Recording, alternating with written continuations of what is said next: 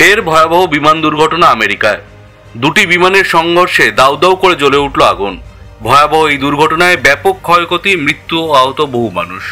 চলছে জোর কদমে উদ্ধার কাজ। তবে ভয়াবহ এই দুর্ঘটনাটি কখন ঘটলো, কিভাবে ঘটলো, এই দুর্ঘটনায় কতজন আহত ও কতজন নিহত হয়েছেন, বর্তমানে কি পরিস্থিতি, তাদের জানবেন সম্পূর্ণ বিস্তারিত ভিডিওতে। তাই অবশ্যই ভিডিওটি শেষ পর্যন্ত দেখবেন এবং আপনি আপনার জেলার নাম ভিডিওর কমেন্ট বক্সে কমেন্ট করে আমাদের জানিয়ে দেবেন। আপনার জেলার নতুন কোনো খবর বেরিয়ে এলে আমরা আপনাকে জানিয়ে দেব।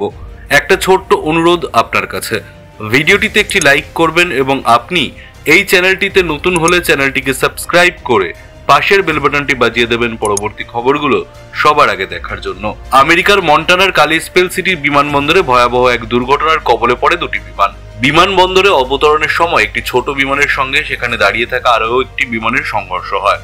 এর ফলে দুটি বিমানে আগুন ধরে যায়। এই ঘটনায় বিমানবন্দরের রানওয়েতে আতঙ্ক ছড়িয়ে পড়ে। জানা গেছে দুপুর 2টো নাগাদ একটি সিঙ্গেল ইঞ্জিন বিশিষ্ট ছোট বিমান অবতরণের চেষ্টা করছিল।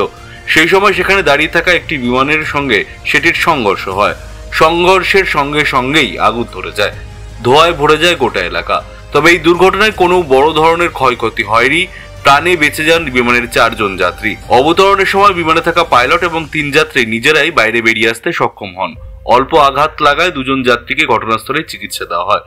প্রত্যক্ষদর্শীরা জানিয়েছেন, বিকট শব্দ শুনে তারা ছুটে আসেন এবং কালো ধোঁয়ায় ছেয়ে থাকা এলাকার পরিস্থিতি দেখেন। এক প্রত্যক্ষদর্শী জানিয়েছেন, একটি বিমান রানওয়ের শেষে এসে অন্য একটি বিমানের সঙ্গে ধাক্কা খায়। উল্লেখ্য, গত সপ্তাহেও আমেরিকায় একই ধরনের ঘটনা ঘটেছিল। উত্তর অ্যারিজোনায় একটি মেডিকেল ট্রান্সপোর্ট বিমান ভেঙে পড়েছিল। সেই ঘটনায় মৃত্যু হয়েছিল 4 জনের।